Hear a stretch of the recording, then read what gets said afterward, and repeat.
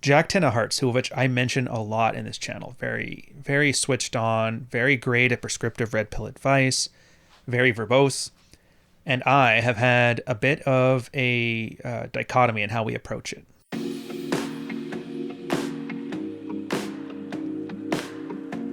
He's more like surgical, and I'm more just kind of like blunt object. And this is kind of one of those situations where we hit a bit of a tiff.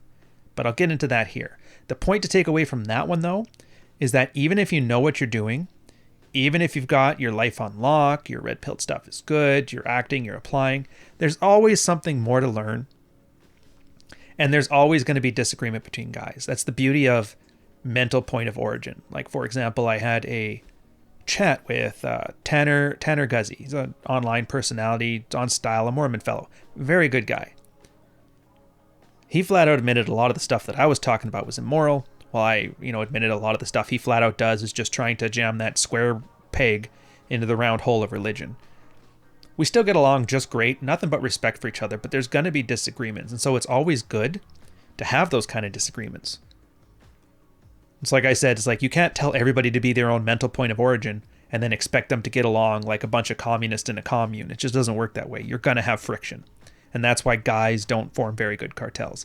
But to get into this one, we'll just start from the beginning. And this is going to be the whiniest field report I think you've probably ever heard. We're calling it victim pukes. He's actually the reason that we made a rule that when you first come to the Married Red Pill, you get one victim puke. If you try to put a second one in, you're out. Just because these got very whiny and very depressed, and there was no action involved in them, and they got tiring really quickly. So this one, the guy says, "My wife told me I'm horrible in bed, and I'm pathetic for feeling emasculated regarding the remarks."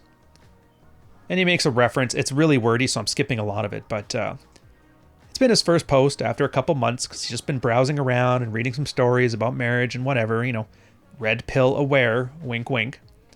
He appreciates the insight. Anyways, he's 31. His wife's 29. Known each other for almost 2 years. Been married for a year and 4 months. Yeah, we rushed into the marriage. Put a pin in that one. And you're going to start, and think about that when you start hearing about the problems. And you're going to realize why these rushed marriages, especially when the girl's right near the wall baby rabies era, is probably a bad idea. Yesterday, my wife was lying down on my lap, and we started talking about things. As the conversation went sexual, she revealed a couple of things. One, she really wanted to try other girls when she was single, and it's one of her regrets now. I told her I would be comfortable if I was part of that experience like a menage. And she says, no, I want to be with one alone. And it would be easy to do because I can install an app like Tinder and having this experience without you ever knowing. And his answer, it's like, I reminded her that this is considered cheating and is not okay with me. So she let it go. And two, she also said that he wasn't any good at sex. In fact, he was horrible when they started dating and improved a little bit over time. So I believe I kept an open mind when I asked her, so what do you like? What do I do wrong? She's like, I don't know. I'm just not sure. Then she went to her phone and read an article about what men who suck in bed do. And I was honestly shocked since I read this sort of thing just to be sure I didn't do them, but oh well. But after that, she said, every man I dated was horrible at it. You're all boys and have no idea what women want, and it wasn't an attack either. It's like she was just being blunt and honest about it. However, I couldn't leave it alone. But anyways, we went to sleep, or at least I think she went to sleep. I was hurt, completely confused, thinking about how I suck at being a man.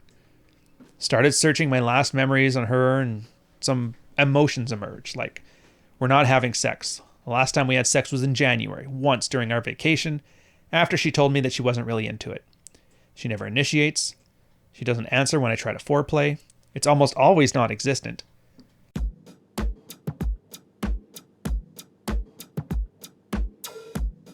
She doesn't diddle. She doesn't like it. She never lets me go down. She actually says, just be quick, hurry up, and closes her legs once I try to go down anyway. She always asks for things to be over quickly, and when asked, she says, yeah, the sex is great and that she's liking it. She's shown signs of being stressed and impulsive the last few months. In December, told that she would have already split up with me if it weren't for the marriage. And that she's not naturally a giving person. Interesting, huh? Those insights just ran over my mind throughout the night. If you're going to marry somebody, and I don't suggest you do, remember the concept called the early frame announcement. This is something that Franco and David Clare talk about in Practical Female Psychology. Summed up very quickly as, when a girl tells you who she is, just believe her. Now, this behavior didn't come out of nowhere. I don't know what kind of codependency he had beforehand. I don't know what kind of rushed need to have a baby she has on her end. I just know they ignored all these warning signs. This was not the first time that she got completely disinterested in sex. But he plowed through. He thought he could win it. He thought he could be a man and conquer the dragon and the princess and blah, blah, blah. And now he ends up in this situation where you can't keep that illusion going for long. Again, 2 years. Who would have thunk? The 2-year mark is about how long a guy's self-delusion tends to last. So if you have to get married, and I'm not suggesting you do, and you're doing a courtship process, which I don't suggest you do, give it 2 years. Fundamentally speaking, 2 years seems to be the amount of time until guys realize this is ridiculous and I'm an idiot. Anyway, so the op decided not to hold back and opened up his heart and feelings, hoping that this conversation would turn out to be somewhat fruitful, which is not a smart move. He got one thing right so far. I told her about the issues that were occupying my mind since our last talk and made some remarks. He says he feels like a failure, completely emasculated. You say things without considering me. It feels like it's all my fault. It seems that our sex is mainly because of me. How come we've never said anything? How come we've never made an effort to direct me and teach me what you dislike? Why did you lie about this stuff? It was so horrible. Why did you continue? And her response was given in a cold and direct manner. She called me pathetic, childish, and sexist. She says that our sex life was not on her radar because it's been a very tough year, and he was being selfish. And that if I feel bad about what was said then, it wasn't her fault, since she was truthful, and you said you could handle the truth. And that I was ruining her Sunday. She also told me that every girl I dated probably felt that I sucked. And now that I think about it, she also tried to derail the conversation by saying things about my mom, and how I'm just playing the victim, and how I'm adverse to criticism. I ended up by saying, I can't talk to you because you only want to hear what you want to hear to boost your ego.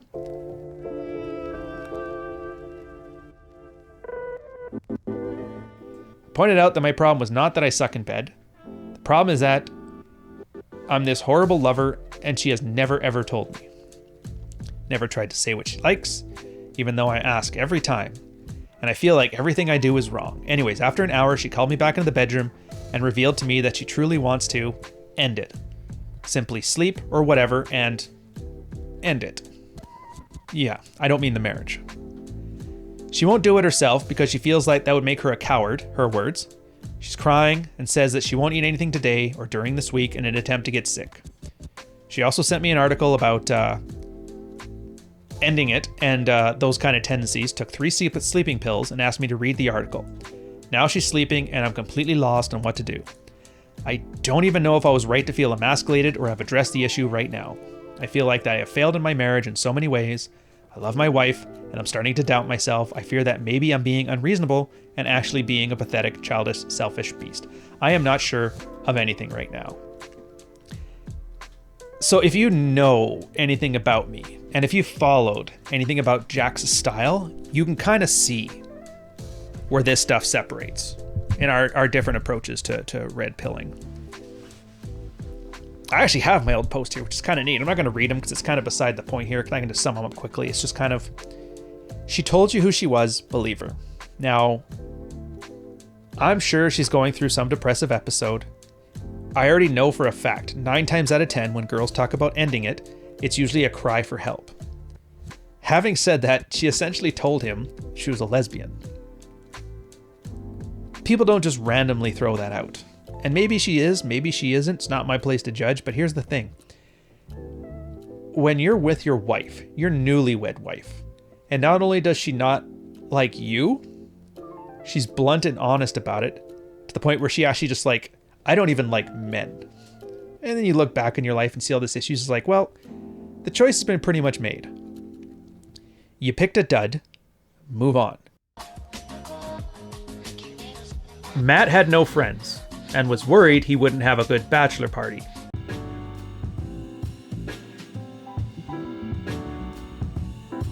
And there's very few situations where somebody's married with a house and all those engagement. You're like, well, try working on dread first, try this. It's like, no, in this case, it's like the gauntlet's been thrown down.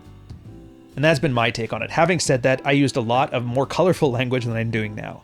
I don't like the idea of nursing this bird back to health. I don't think it's a good use of time, and it's a big reason why I dislike those guys who talk about anxious, avoidant wives and how to nurse them back to health to be that great sexual wife as before.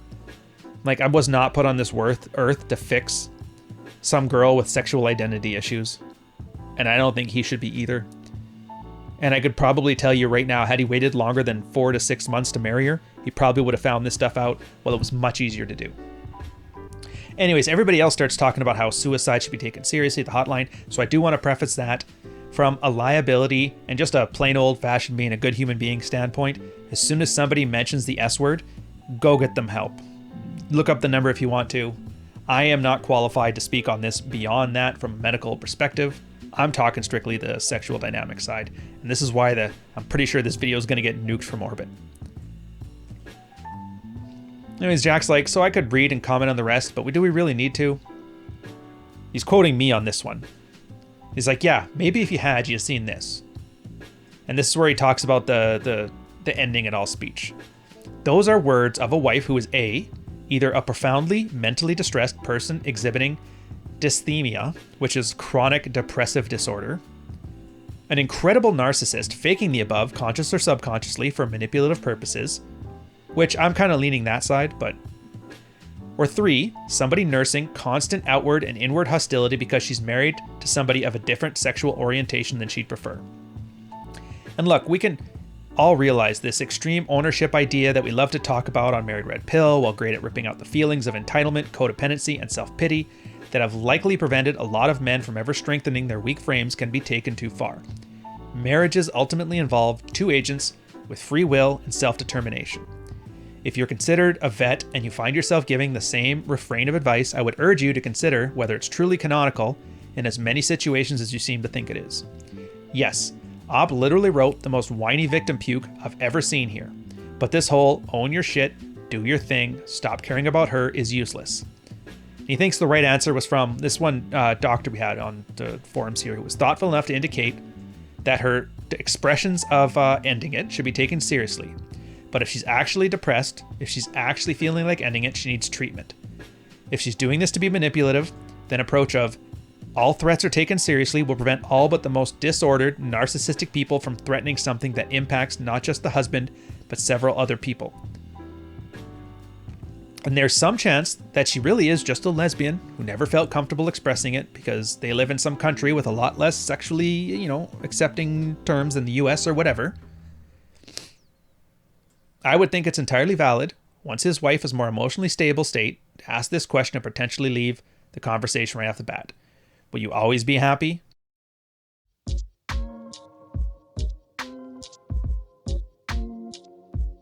If you're never able to have these experiences with women, and the wife's like, yeah, I guess so. All right, and settled. Best to luck. Here's the divorce papers. Continue the charade. But we all know that Op's gonna have to do a lot of work to have this kind of life he probably wants. Pursuing that while married to somebody who is likely some combination of depressed, manipulatively narcissistic, and confused sexually is not trivial. And I can say this because we need to stop talking like divorce is some sort of failure and is only the fate for weak men. I have no idea why we're so reluctant to say, yeah, this is a mess, you have a lot of problems that have nothing to do with your marriage, but you do also have a lot of problems that do have something to do with your marriage, and it's best if you solve the former while you extract yourself from the latter. It seems like the only time we ever say anything like this is in cases of domestic violence, and a guy describes his wife getting physically violent. Instead, we tolerate any sort of shitty behavior from women and tell the men here to ignore it, or that it's their fault, or it's simply shitty behavior and that's actually your fault because, women are like that. Or the oldest teenager in the house and she can't help herself, and all of our victim pukers need to do is focus on yourself and follow your map and stop operating in a frame. And we also need to make sure that the men definitely not ever overtly address this behavior directly because acta non verba or whatever the fuck. So some of you have seen me quick to jump down somebody's throat when I see them post something that's basically leaked from the main subreddit, because it's essentially just a rant on how all women are slutty whores. And I consider that thinking toxic as F, and probably comes off as white knighting, but hey, it's really just that all women are shitty whores who can't help but act the way they do because of a combination of evolutionary psychology and strawman sociology about the feminine imperative basically tells a man to stop trying to have any agency when considering their wife's behavior. In other words, there are some men whose wives do act like shitty whores, worse than anything we could tolerate, and yet we normalize this behavior even though a few of us giving the advice would come off anywhere near tolerating that in their own marriages. So seriously, some marriages are just fucked, and they're past the point of saving a long time ago. And even if there was something useful you could contribute, maybe it's not, don't worry about her. The only reason you even care how she's acting is because you're a beta loser. I recognize the above is often canonically true, and I've called out my share of dudes here doing the exact same thing, but you know, maybe that's not always the best advice 100% of the time. So that was like our big disagreement, which I'm not sure what he said too at the end there. I think it was his long-winded way of calling me an idiot. But what else is there? Like, yeah, treat the suicide stuff as serious, that's for sure. Get the treatment wherever it needs to go. If it's a cry for help, usually when it starts involving all this extra work and all this extra emotions, a lot of people drop the issue, fine. Maybe there's some sexual repression, fine. Again, none of this is your problem, and I know it sounds cold.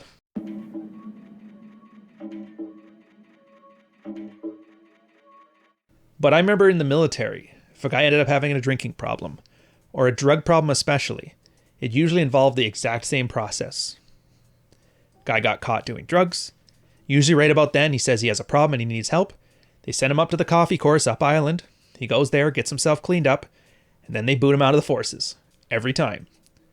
I see no reason why not following that here is a good thing. Like, just from a realistic perspective, I like the idea of extreme ownership, and I know Jack doesn't. He likes like analyzing the stuff to break it down. I think in this case he's seriously wrong though, because he gets great insight as to why she's acting like this. Those 3 reasons. Is she a narcissist? Is she depressed? Is she a lesbian secretly and just finally came to terms with it? Maybe. Not your problem though. Had he not waited 6 months to marry her and waited 2 years instead, this stuff would have come out. He would have known it's probably not the right decision. And that's where I like the idea of the extreme ownership. It's that, take any situation. I mean, she essentially called him horrible in bed and called him a bitch for expressing his emotions. And we'll get to that in a second. But you go far enough back in that chain of decisions that was made from then till then, you're always going to see the part where the guy opted into his current problems. Now, I'm not saying it's a fault thing, like whose fault is it? Who cares? Women and children worry about fault. I'm worried about like, how do you get out of this situation? So accept. You didn't wait. You were so in a rush to get married. You ignored all the warning signs and you got in with this girl. Or maybe you weren't aware of the warning signs because you had no experience, in which case your decision not to spend an adequate amount of time dating enough girls to get a pretty good indication as to what people were like, that was your problem. But either way, there's a problem and there's something you have control over. Because right now, a depressed chick that took 3 sleeping pills, which if I'm not mistaken, isn't enough for much of anything other than a sleep, a nap. You have to take like handfuls of the things, and do not do that. I don't know how to preface this well enough for YouTube to understand I'm not being flippant about it, so just not being flippant about it. And there's probably all kinds of things you can do to nurse this bird back to health, but why do you want to? Like, why do you want to put it that much work? Is it because you love her? Do you though? Do you love her, or are you afraid of ending up alone? The episode I did just before this one talks about that. I think guys like that idea of being needed, and the idea of some broken, wounded girl there and nursing her back to health and then she'll love you forever as like a gratitude thing is like one of the worst, most insidious covert contracts out there. It drives me nuts. And so when I see stuff like this, it just gets me, it gets me a little riled up. Because I'm like, guy, stop trying to save the West. And again, when you think of that, when you see those guys, I want to save the West. I have to save yeah, this is what I'm thinking of. Guy married a lesbian, and he's trying to help her out by reading articles about sleeping pills effects. And while it's great and it's extremely useful to break down the parts of this, okay, so what parts are require a reframing of your understanding of male and female sexual behavior, like Jack is very good at doing. What parts here involve reassessing mental models for what you're good or bad? Absolutely, 100% agree. But there's sometimes you just gotta gronk it. It's like, I was not put on this earth for this nonsense.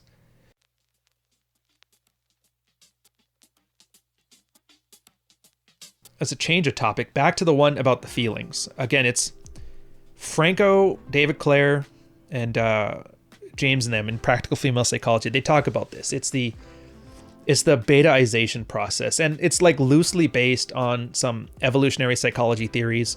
Whether it's true or not, it's irrelevant. It tends to fit well enough into most modern relationships now, so we're using it. It starts off by testing the male, and that's where you get these fitness tests, bratty behavior, just to like make sure there's sexual attraction. The next part is validation. I want you to express your feelings more, and that's the idea of, all right, I've got him hooked sexually, and now the girl wants to get the man emotionally, which you would think of as pair bonding, even though it's more of like a social thing. Then it's putting him to work. All right, I got a man. The man's into me. Time to start enjoying the benefits of this. Get married, get the ring, buy the house, nesting instinct stuff, throw some babies into me, that kind of thing. Next step is evolutionary selfishness, and that's where nothing you ever do is good enough. And that she's kind of like priming herself to fall out of love with you. It's not a conscious thing. It's a subconscious thing, and there's no like set timetable on when this happens. I'm sure you guys have all heard about the 7-year itch. It's kind of along those lines, but that's the idea, is that from an evolutionary perspective, women that had multiple babies from multiple fathers had a genetic fitness. At least one of them would survive, especially when like diseases came through. And so that trait was selected for. But that doesn't really work in the modern case of monogamy, so you got your instincts working against your best interests. And then the last step is self-determination, which in her case would be starting up Tinder and grabbing Dot for a date. But what Op did here is he took that process and he thought he's at the evolutionary selfishness phase where she started, nothing you ever did is good enough, you're just a bitch. Why do you have to talk about your feelings so much? And he assumed that the attraction was there. She just didn't have him open up and express his feelings enough. So we went all the way back to step 2, which is why she basically called him out as a pathetic weakling. Because she's not having it right now. There's no sexual attraction there. So another thing for a guy to take from this, you take that whole process. This is where I'm coming from. I know I kind of worded all bravado-like, but you take that whole process and the writing is on the wall. She's looking for a reason to emotionally detach to find herself another mate. In this case, it might be a girl. It's a good enough fit that you can kind of understand where you're coming from. And while I would love to spend all day finding out how she got there, why she got there, which one of those 3 items it is, the guy's like, what, 31? He's got another 70 years to live. How many of those years do you want to waste on this Columbo mystery? Probably not a lot. But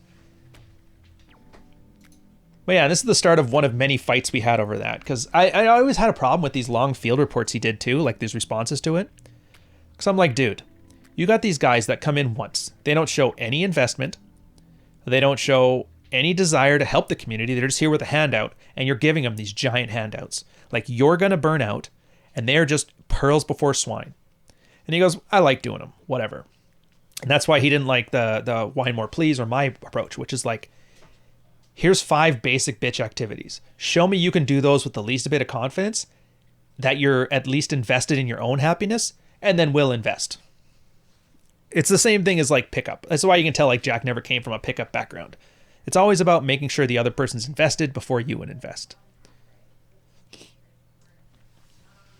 I do like it too. Some guy tried to like play the middle. He's like, all right, I'm coming in to butt in here. So like, Ryan and Jack, here's the deal as I see it.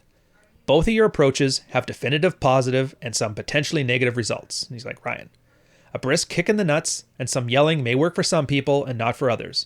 It may wean out the guys who are just not ready for all this. And Jack, your approach is incredibly useful, at least back when you dissected it in my stuff months ago. At the same time, for people who just have not unplugged or just aren't there yet as far as putting their own needs first, your stuff has the danger of sending the person back into it's my fault and my problem is to fix it because insert reason here mentality is still present. And both approaches are good and have inherent potential negatives. That's all well and good. So why do we post? And that's been discussed before. Is it just for our amusement? Are we no better than the Blue Pill sub that just posted this stuff to laugh at guys? Is it to try and help guys out? Is it to brush them off? Is it to give them a toolbox? Like, are we not doing this for us? And are both types of approaches, especially when seen in the same thread, incredibly useful together? Just my thoughts, do as you will. And which I would argue, absolutely. Again, I love this diversity of thought. I love the fights. The Red Pill fights used to be so much better, man. Like, we would literally fight over the approach. There'd be egos, granted. But like I said, Jack here is like a surgical approach to it, and mine is like assembly line approach. handle all the basic shit, and then you worry about some like special nuances at the other side of it. And Jack's like, no, let's just deal with this at its core now. We don't have those fights anymore. Now it's just like, my book is better than your e-course, or my podcast is better than your podcast. And it's just like, we really did lose something here. But I'm trying to bring it back as best I can. And I hope you guys enjoy yourselves when you read this one. Actually, you know what? I'll end us on one thing. So like, why do you post? I remember at the time, why did I post? And I think it's why most people post, but it's hard to say. When you have guys coming in, hat in hand, my marriage is a mess, what do I do? You're going to get a lot of guys posting advice. I don't think any of us truly care about helping men. Not really. Like, we like the idea of it, but like this guy here, nobody knows who he is. Never seen him before, never see him again. Some random country, some random wife, nobody cares. But when we start handing out this advice, it's our way of articulating our own thoughts. So we're really handing ourselves out advice and making sure we know what we're talking about. And this is why I always talk about the importance of writing your own field reports. You know, just writing in general, because writing facilitates thought. And so if you're able to give, and this is like, and I'm pretty sure this is why Jack posts too. If you're able to give a 3,000 word dissertation about the guy's life, where he felt wrong from a red pill perspective, the red pilled advice that's not proper for the situation, and to come out of the other side with something actionable and prescriptive, that means you understand a situation. You understand it well enough to work it in your own life. And I think that's the beauty of that locker room idea of swapping notes with other men. It's not that we're all helping each other, it's we're all helping ourselves by using the other person as a conduit for our extended intellectual like improvement, if that makes sense. So like I said, the place works as well as you want to work it. Hope you guys enjoyed yourself. It's a bit of a longer one, and we'll carry on with the adventures of the fight between Jack and Ryan soon enough. I'll catch you guys later. Cheers.